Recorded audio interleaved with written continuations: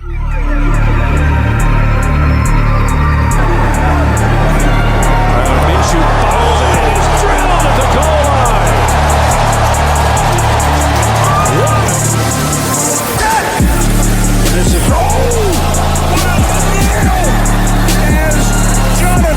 you ready to get your fantasy on?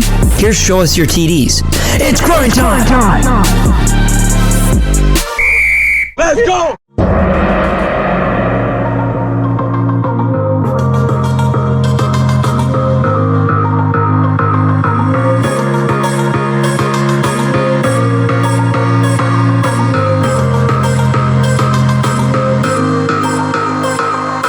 Heyo!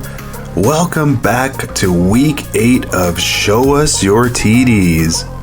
It's Melky, riding the pine solo for the very first time in 3 seasons. Why? Goobie is taking a much needed break from running the Cheeto Kingdom.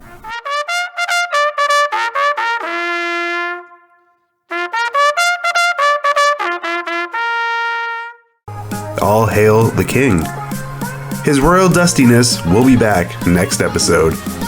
In his words, it ain't easy being cheesy.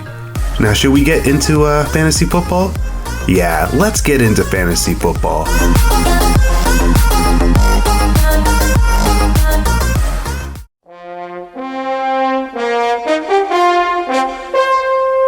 This is what you have been waiting for. It's time to get into your hot and steamy fantasies. Oh my god! I'm just playing. That's a different podcast with El Jefe. Let's dive into my fantasy football update. Well, it's actually been more of a fantasy nightmare. I lost to that turd burglar Goobie 140.45 to 98.35. And why did I lose? Let me break it down for you. I was humiliated for one. McCaffrey getting dealt, spoiler alert, screwed me big time. They barely used him. He was just getting used to the system, so we didn't get the true CMC in form. And Goobie's team is just simply rolling. I'm on a 4-game losing streak, and I'm worried. All right, let's not panic.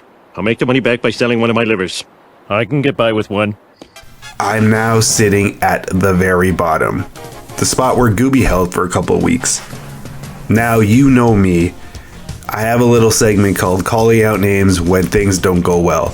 I want to just call out my entire team, but there wouldn't be enough time for this podcast. So I got 3 names in mind. We're going to start with Dak Prescott. Yes, you just returned from injury, so you get a little bit of a slide, but you were also playing the Detroit Lions. And you could only muster 16.35 points. It's the Lions. They couldn't stop a cold.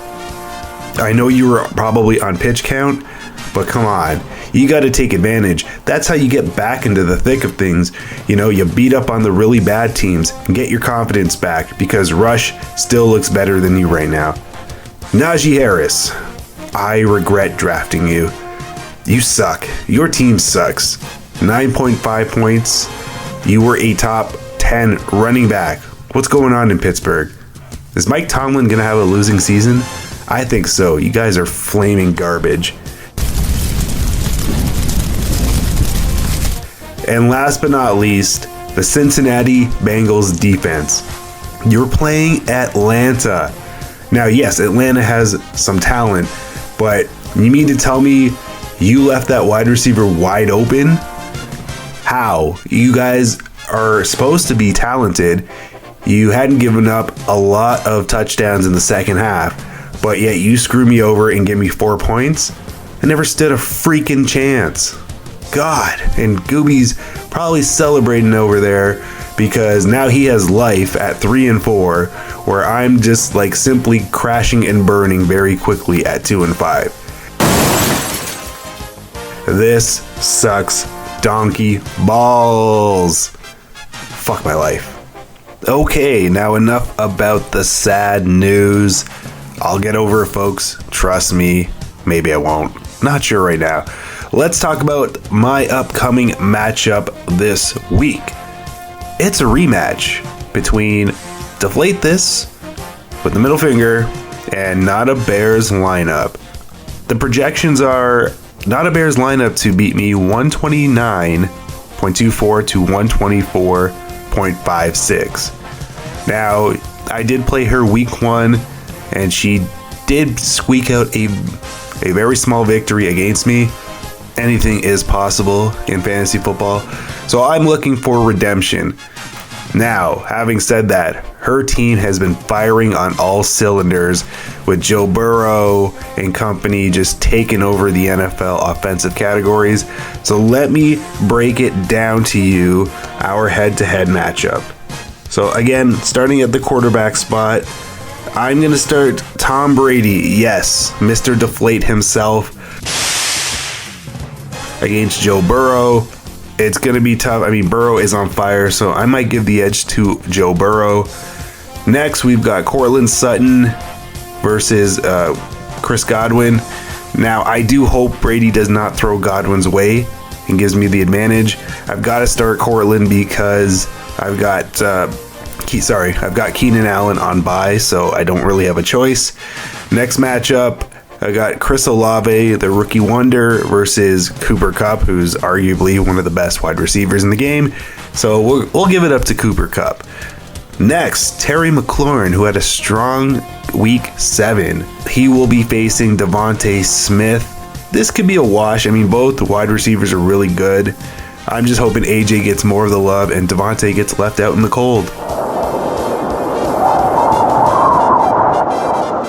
Running backs. Newly acquired Christian McCaffrey for San Francisco versus the hottest running back right now, Josh Jacobs. Man, he's on fire. He's carrying the Raiders offense because they are flaming garbage too. I'm gonna give it to Jacobs right now because he's just the hottest running back going. Next, got DeAndre Swift. And I'm hoping he plays because I really need his services. And he's facing a man I once had on my team, David Montgomery. Now, Jen and I made this trade a few weeks ago. I needed a really stout running back. I felt Montgomery was getting pushed out of the way for Herbert. So I'm hoping this trade proves that I got the best player out of it if he plays. If not, I might be screwed and I might have to throw that bum Najee Harris in.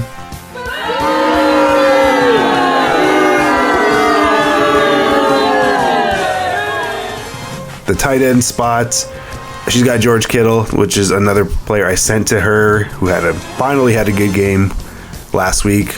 And of course, it's when I don't have him. And I've got Pat Freiermuth, and sorry if I pronounce your name wrong because I simply don't care. And I have him, and he's been on fire too. He's been one of the top targets on Pittsburgh and one of those lone bright spots. In the flex, we've got Zeke Elliott, who was really good last week, collecting 2 touchdowns. Not as many yards, but he capitalized on Pollard doing all the work. Hopefully that trend continues. And she's got Robert Woods in right now. Now, Treylon Burke is supposed to be coming back, so that will be pretty awesome if he does. Woods' targets will go down, and I just simply don't trust him. So I'm going to give it up to Elliott. The kickers, I just acquired Tyler Bass because Buckner is on bye. So hopefully he has a field day against Green Bay, and she's got Chase McLaughlin out of the Colts. Again, he's probably been really good the last few weeks. Probably one of the lone bright spots too on that team because they're a dumpster fire. And rounding off the defenses, Buffalo versus Indy. Buffalo is probably the best defense in the league, so I'm going to give it up to myself. But Indy's not too shabby either, so we'll see. This is my season here. I can't afford to lose again. It's going to be tough with her team firing on all cylinders too. Like, her team is rolling, but anything is possible. I think I need to take her down a peg. I need to get back in the winning column because I don't want to buy the board, folks. I don't want to buy the board. I've never finished last in our league. So let's go, Team Deflate This. Brady, I'm counting on you. my whole team, I'm counting on you guys. And maybe I'll just pull out that cheerleading outfit I have stored in my closet, throw it on, and get some extra cheers going to wish my team luck. We got spirit, yes we do. We got spirit, how about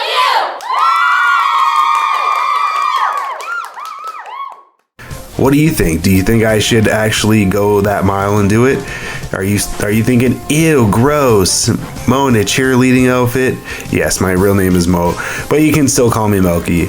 Remember we were talking about nightmares? That might be a nightmare picture. Don't think about that. I still might do it though. I need this fucking win. So let's go deflate this. And good luck to you too, Goobie. Not really. I hope you kind of lose.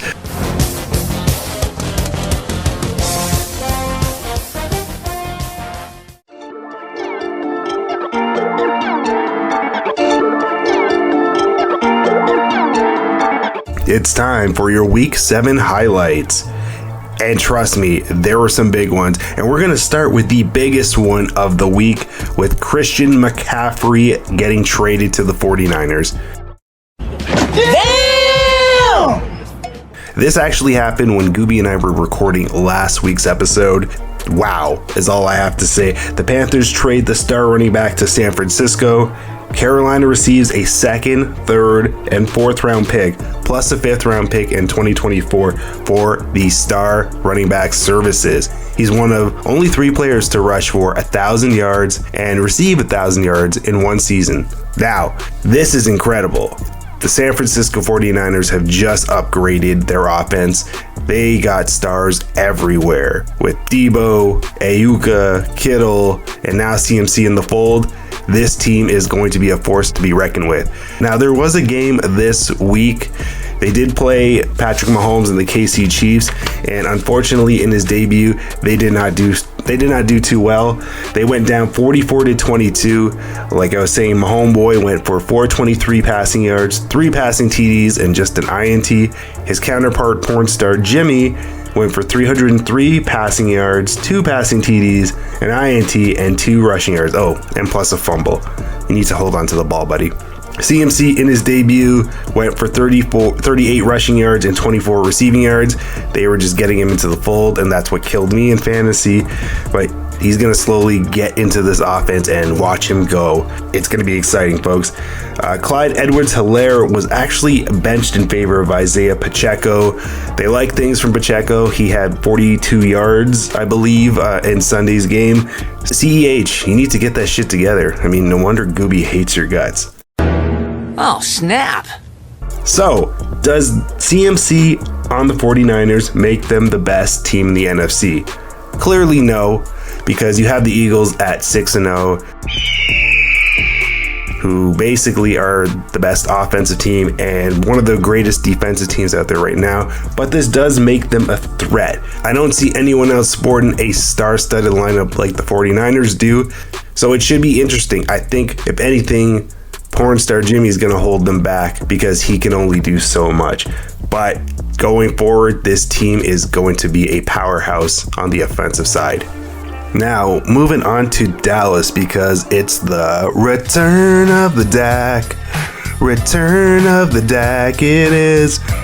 The Dak attack is back. It's the return of Prescott. And he helped defeat the Detroit Lions 24-6. Now, he basically looked like a quarterback returning from injury. Didn't do much. He sported 207 passing yards, a TD, and 3 rushing yards. His counterpart, Jared Goff, oh boy, 228 passing yards, 2 INTs, and 2 fumble losses. Zeke helped carry the offensive load with 57 yards and 2 rushing TDs. But the star of the show was the Dallas defense. A Super Bowl caliber defense with 2 INTs, 3 fumble receptions, and allowing only 6 points. With all that celebration, there did come a sacrifice. Unfortunately, Jordan Lewis was lost for the season. He injured his foot after making that 4th quarter interception. He'll definitely be missed in the secondary, but we'll pick up the spirit and hopefully we don't miss a beat. With Dak back in the fold, does the Dallas offense pick up where it needs to be? All signs are pointing to no, because I think they're happy having their defense lead the charge. They're going back to the old ways where the running game with Pollard and Zeke carry the offensive load, and then the defense just stops you. You got Micah Parsons, Trayvon Diggs, you got the three-headed monster out in safety. I think that's the way they're going to do things going forward, which is a shame because I do miss when Dak used to throw for 300 plus yards and a couple of TDs. There it is, the touchdown pass to hinder shots. That's his first one of the year, Dak, right? It is. Plus, I have him on my fantasy team, so that would help. This defense is elite right now, and I think it's just a recipe for success. We them boys, and Eagles, we're coming for you. Let's take a stroll to Carolina because the Panthers upset the Bucks 21-3. What? No CMC? No problem. The Panthers' run game embarrasses the Tampa defense. CMC's replacements: Chuba Hubbard, 63 rushing yards, a TD, 10 receiving yards, and Donta Foreman, 118 rushing yards, 15 rushing attempts, and 27 receiving yards. Tom Brady, on the other hand, looked poopy. He went for 290 yards and 1 rushing yard. Now, he did have Mike Evans wide open for that one play, and Evans just completely botched that open toss for a touchdown. So it's not all on him, but wow, what is wrong with the Bucks? Well, I have an idea. Brady's head isn't in the game because of his pending divorce. The receivers are missing assignments, aka Evans wide open, like we just alluded to. And not just that, they don't have a deep ball threat with speed. Losing AB was huge, and Scotty Miller hasn't lived up to what he could be. The defense does not seem elite. Can't stop anything really. They got, like I said, embarrassed by the Panthers' run game. And overall, the team just isn't in sync. I don't see that team unity. Now, obviously, it starts from the top with Tom Brady, and if his head isn't in the game, then there's no way this team can come together. Maybe Tom should retire and start looking for condos and Del Boca Vista. Are you telling me there's not one condo available in all of Del Boca Vista? That's right. They went like hotcakes. How'd you get yours? Got lucky. So they need to think fast. They've got the big game on Thursday against the Ravens. This will be a good way to make a statement to the NFC and the NFL in all, saying we're still here. We're not a shell of ourselves because we're the Tampa Bay Bucks. So hopefully they can get things rolling because it looks really bad out in Tampa right now. We are closing things off with Breece Hall out for the season. The front runner for Offensive Rookie of the Year tore his ACL Sunday against the Broncos. Silver lining, the Jets did win 16-9, shoving the Broncos further down the basement. Russ sat out this game with a hamstring injury, so his replacement Brett Rypien had 225 passing yards and went 24 for 46 with an INT, and Zach Wilson, aka the MILF Hunter, had 121 yards and went 16 for 26. Breece Hall, before he went down, had 72 yards with 4 carries and a touchdown. So because this did happen, the Jets made a move on Monday, acquiring James Robinson from the Jacksonville Jaguars for a 6th-round pick that could actually turn into a 5th-round pick if Robinson rushes for 600 yards. With Hall now done for the season and Robinson in the fold, are the Jets still a playoff team? So this is very tough for me. The Jets were on a huge high going into this game, knocking down their opponents with their defense and run game. Breece Hall and James Robinson are 2 different players. I think this might set them back and have them in a dogfight for that wild card spot because the MILF Hunter isn't flashing godly numbers. Robinson is a dollar store bandage that's about to fall off a scab. It's going to be really tough. I hope the Jets can actually do it because they haven't had any success in a very long time. Jets, Jets might suck going forward with the loss of Breece Hall, but only time will tell.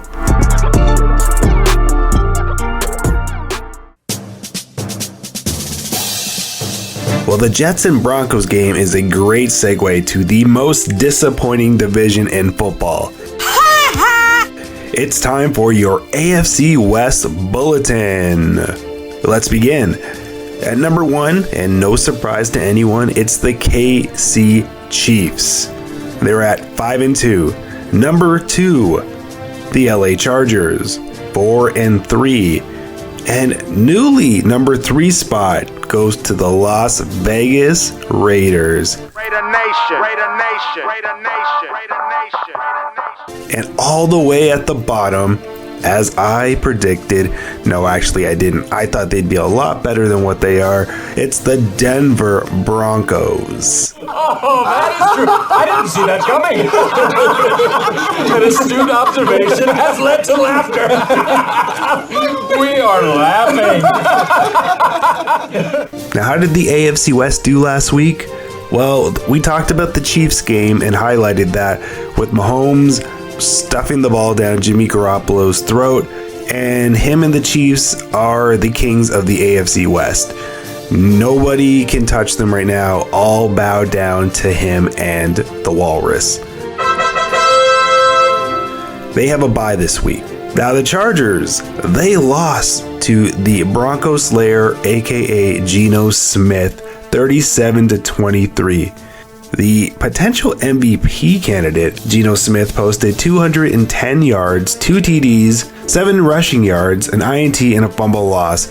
And Justin Herbert had 293 yards, 2 passing TDs, 22 rushing yards, and a fumble loss. Keenan Allen made his return after missing 5 games, and he did next to nothing. DK Metcalf went down with a knee injury, and he is considered week to week. And I really can't believe Geno Smith is an MVP candidate. The Chargers are on a bye this week as well. Moving over to the Las Vegas Raiders. They steamrolled the Houston Texans 38-20. It was the Josh Jacobs show. He sported godly numbers of 143 rushing yards, 3 TDs, and 12 receiving yards. His counterpart, Dameon Pierce, another standout rookie, with 92 rushing yards and 25 receiving yards. Vegas needed this victory, and they looked really sharp last week, so hopefully it is big things for them to come. The Raiders have a date with the New Orleans Saints, and it might be the return of crab legs. And last but not least, it's the Denver Broncos. I talked about the Broncos getting embarrassed without Russ at Mile High. Now, let me play devil's advocate for a sec. Was Russ referring to riding in the basement when he coined the phrase, "let's ride"? Must be. Well, enjoy riding the bottom, Denver fans. Those My Little Pony bastards traveled to London to square off against the Jacksonville Jaguars.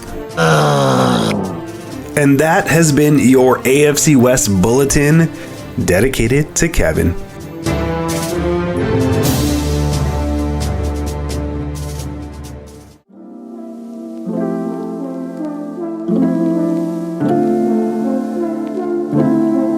Now let's change the pace a bit and keep it real for a hot minute. This new segment is called Clowns in Your Fantasy Football League. Excuse me? I've been running my league for about 6 seasons.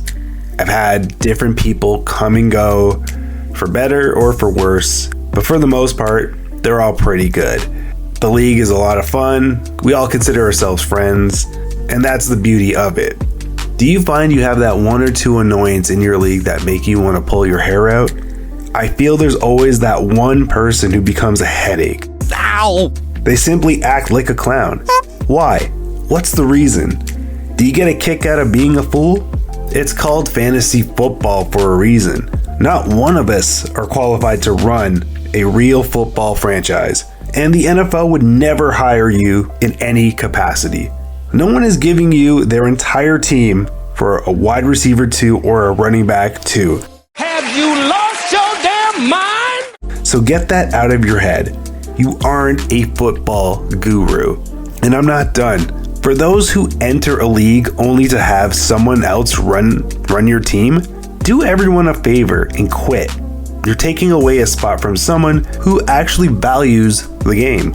Why bother? How is that possibly fun? You can't honestly feel like you've accomplished something by having a ghost GM do all the work for you.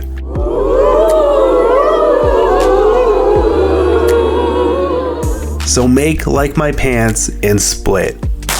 And then there are the crybabies, the ones who simply complain about everything. Nothing is ever satisfying. It's bitch, bitch, bitch, bitch, bitch. Especially if something doesn't go your way. If you're getting worked up over a virtual game, you might want to ask yourself, is this worth the stress? Value your mental health. Join a sewing club or book club. Clearly, fantasy football isn't for you. Nope. If you're a GM enduring this, take a stand. Don't put up with this clownish behavior. It's not worth the trouble. They are wasting your time and the league's time. I don't know about you, but I participate because it's fun, not necessarily for bragging rights, because at the end of the day, nobody cares. This is for all you clowns out there ruining leagues all over. Get out or check yourself. If you want to act like a clown, join the circus. Stop killing the league with your BS. It's supposed to be for fun. And that's all I got to say about that.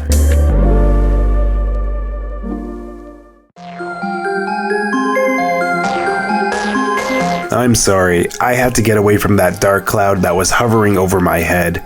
Let's move on to something that's always fun. It's my favorite segment and my favorite pastime this week on the toilet. We're going with Boom or Bust. And it's brought to you by Taco Bell because that's what I had and it's making my stomach explode. Are you fucking kidding me? First up, we've got Donta Foreman. He's a boom this week. Looks like Carolina has found CMC's replacement, and I'm not talking about Chuba Hubbard. Foreman was explosive in the backfield. He had a 60-yard dash against the Tampa Bay defense. He showed a few glimpses of this in Tennessee when Derrick Henry went down last season. Now with Hubbard possibly sidelined, look for Foreman to see an increased amount of volume this week. If you don't have him, go grab him before someone else does. And if you have him on your bench, you should probably start him right now. Do it! Just do it! Okay, my last pick this week is Sam Ehlinger. He's a huge bust. There's a new sheriff in town, ladies and gentlemen, and his name is Sam. Is he the savior the Colts have been waiting for? No! Just because you can scramble doesn't mean you're a good quarterback. Matt Ryan was poo this season, but at least he has pedigree and has experience. I'm all up for changing things on the fly, especially when things don't work, but Ellington is being tossed to the wolves. He doesn't move the needle. If I'm Indy, I'm making a call to, Philadelphia and asking about Mustache Minshew. Because who doesn't like a mustache ride? All right. Yeah. Who wants a mustache ride? All in all, I'm not starting any Indy quarterback because until Taylor is fully healthy, they aren't doing shit on offense. So he's a bust. The Indy quarterback situation is a bust, and it's about to bust all over your face if you start him or Ryan ever again this season. Ew! So don't do it.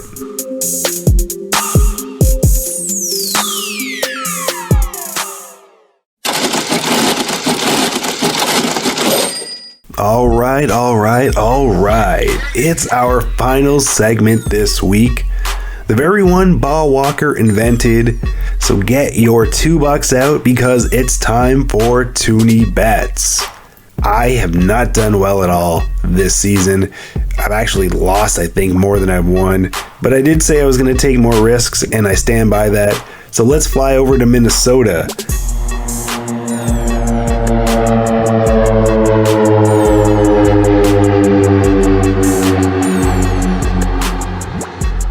We've got the Cardinals versus the Vikings. And I'm taking the Minnesota Vikings. Why, you might ask?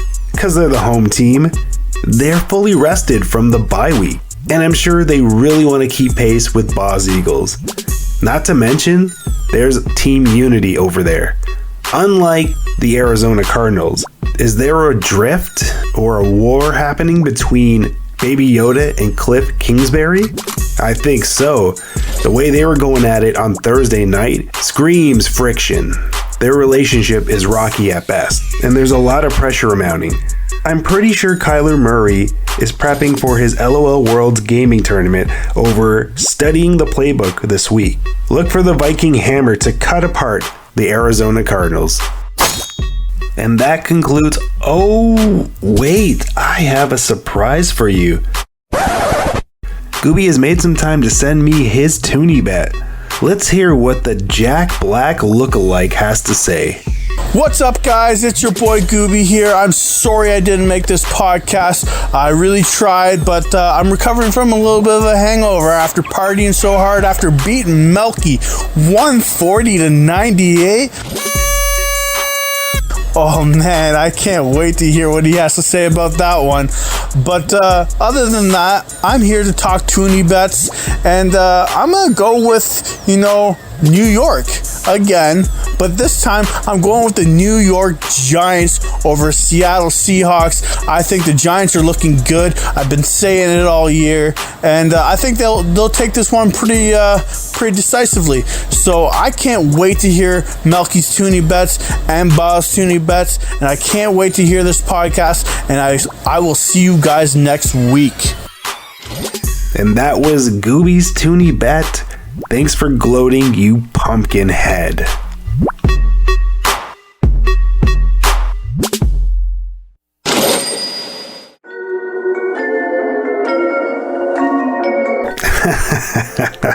I really hope that guy's enjoying himself. That's it for week 8. Thank you for taking this haunted journey solo with me.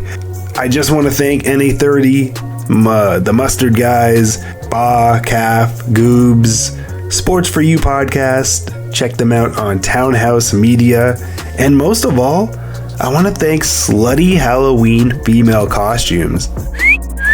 It's the one time a year where dressing less in public isn't frowned upon. Speaking of Halloween, it is on Monday. It's coming up very shortly. And I was looking up the top rated costumes for adults. I found a top 6, which Goobie will appreciate, and I'm gonna list them in no particular order. Witch, Spider-Man, T-Rex, anyone from Stranger Things, Fairy, and Pirate. Now I see the appeal for half of these, but the other half, I don't know. Feel like Pirate's been done, Fairy's been done, Witch has really been done, T-Rex could be fun, Spider-Man is Spider-Man, and anyone from Stranger Things. Who would I dress up from that show? Probably no one, because I don't really care. And you know what? Dressing up can be fun. I remember my favorite costume that I've ever dressed up in was Darth Vader. You know why? There's nothing more satisfying than telling people all night you are their father.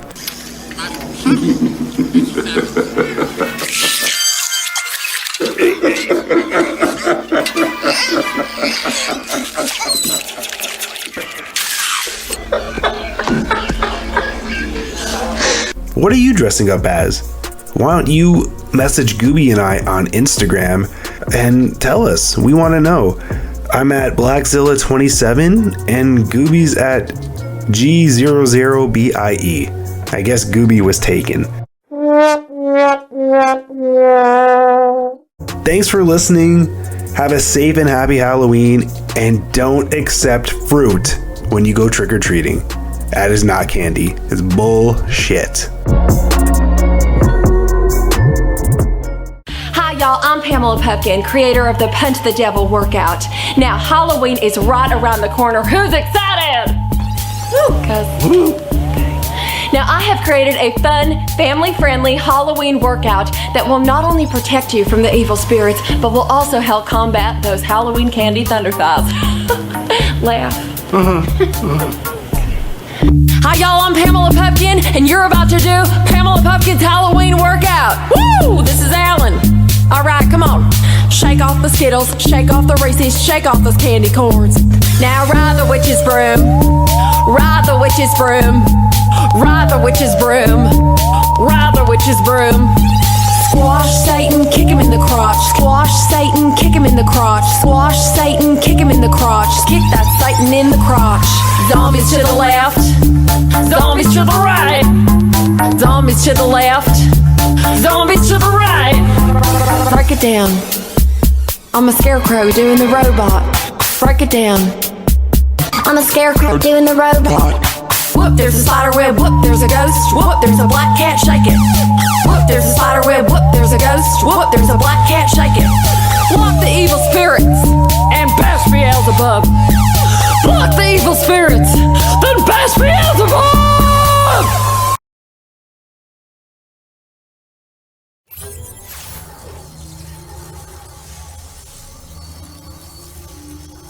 What?